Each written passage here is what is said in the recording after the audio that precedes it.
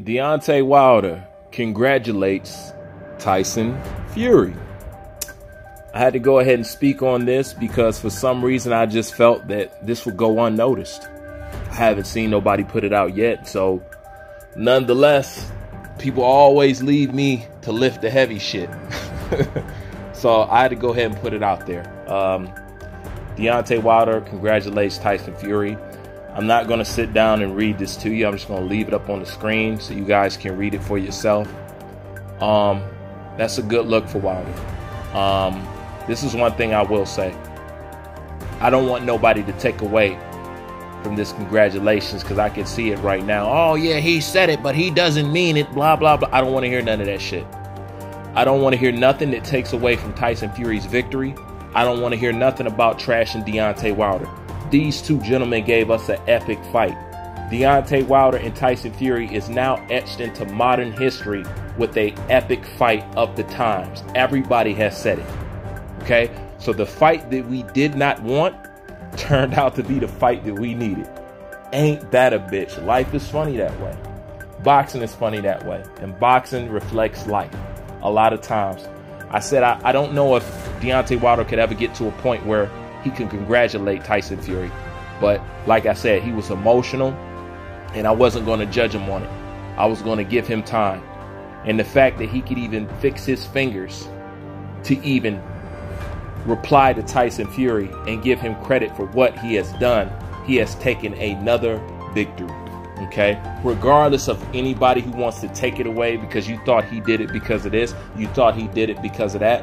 One thing we know about Deontay Wilder, he's hard-headed. So if he done something, then we're more likely to believe that that's what he felt and that's what he meant. So shouts out to the Bronze Bomber, man. I mean, dude, you getting all A's over here from me, man.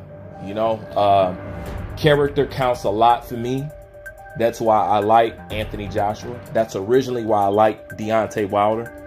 But as I told you guys, after Anthony Joshua beat Klitschko, Deontay Wilder changed. But before that, I was a fan of Deontay Wilder long before Anthony Joshua. I knew about Deontay Wilder before Anthony Joshua.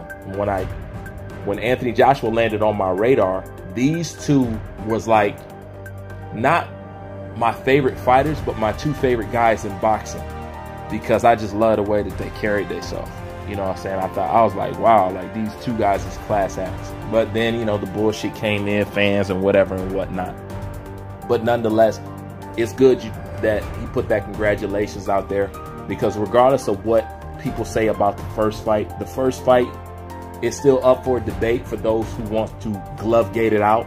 You know, I don't think nobody has the right to take away if that's what you want to complain about or if that's what you want to point out. But when it comes to the second and the third fight, you got to give the man his credit, nonetheless. And let me be fair, in the same right, if he feels strongly about the first fight, the same way you give him his credit, you also need to give him his flack, you know? So let's just be even across that. But talking to the boxing fan, did you enjoy that night of boxing? You can't say that you didn't. That was help made by Deontay Wilder. That was help made by Tyson Fury. Okay. As far as modern boxing goes, these two gentlemen found their dancing partner. They found somebody who's going to bring attention to their rivalry and etch it in history as one of our modern classic fights. This is the closest thing we got to a throwback fight in a long time, man. You know, that's why I'm so happy about it. I was so geeked about it. What a great card on top of that. It was just a great night of boxing. I hope we can roll off this momentum.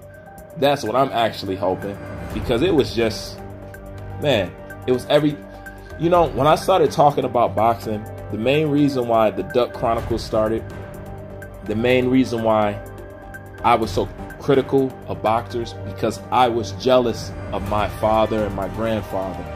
They could tell me about these epic fights that they were at and where they were at in life when it happened, and they remembered it on that night and this, that, and the third. I'm like, damn, I don't have any of those.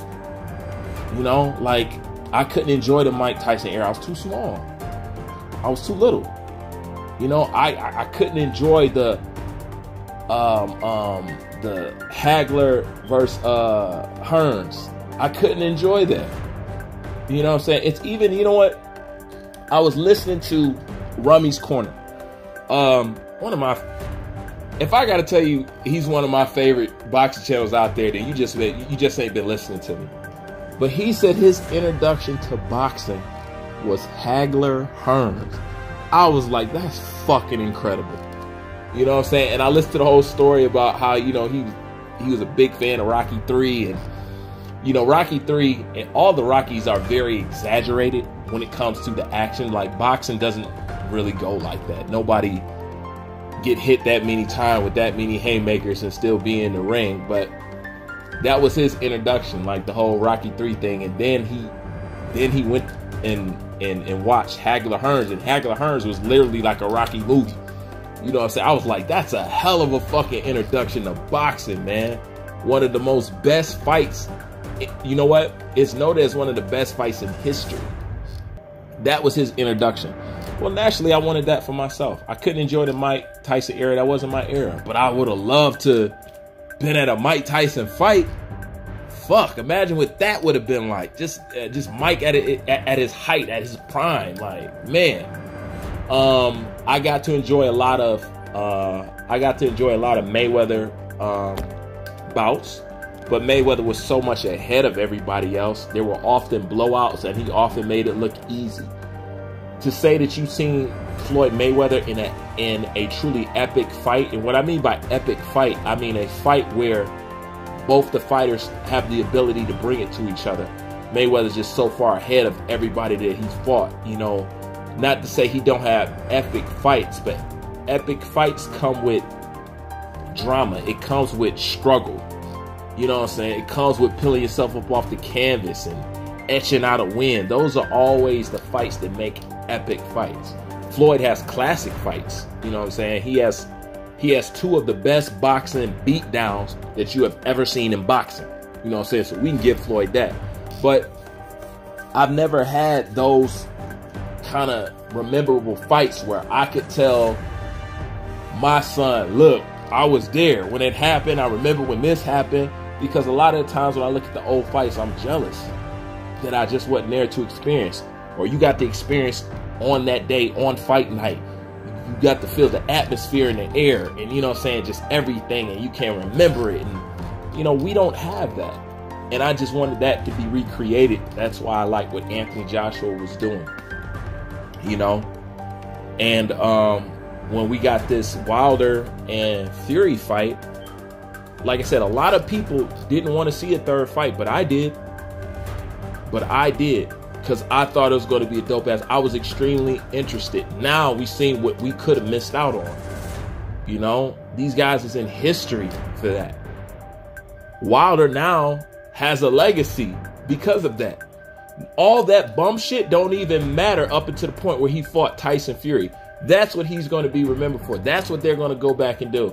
And even though he lost, the heart that he showed, that's going to be noted. It's going to be deeply noted, because if you notice, it moved all real boxing fans. Haters and fanboys and tribal fans, you know what I'm saying?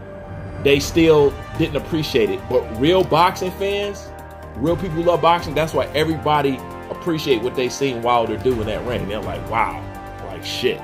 Real boxing fans like what they seen in Wilder.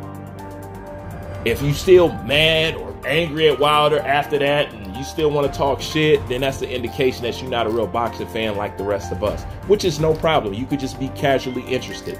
Casual people run our sport. So, you know, that's no problem. But I wanted to put it out there that he congratulated Tyson Fury. He went out on his shield like a man, and at the end of the day, he congratulated him like one. Even if he couldn't do it at the time, I understand the emotions run high, and he was extremely disappointed. That's like asking somebody to be calm after they just been in a violent argument or physically violent. It's hard to get somebody to dial down and think. They need time. You you know, and that's one of the main things I said. Maybe in time Wilder could, you know, come around, and he did it sooner than I thought he would. And I just had to put that out there because I know a lot of people probably won't even cover this about Wilder. They just like to put the negative out about him, you know. And even though I put a lot of shit out about Wilder, I felt it was necessary. That's how I felt at the time. Just like I feel it's necessary to highlight when he does something, once again, that I like. And I jump at the opportunity to compliment Wilder. I've been saying this for years. I'm waiting for Wilder to do something that I could compliment, you know. But shouts out to both these guys, Tyson Fury and Deontay Wilder. Great dancing partners, great rivalry, great matchup. I enjoyed the press conference. That shit was hella hilarious. I enjoyed Tyson Fury's skullduggery game. I even enjoyed Deontay Wilder's foolishness and craziness. It just made for a great, epic fight at the end of the day. And it's what we needed. It's not what we wanted at the time, but it ended up being what we needed. And that's all I got for now. Bruce Vane, I'm out.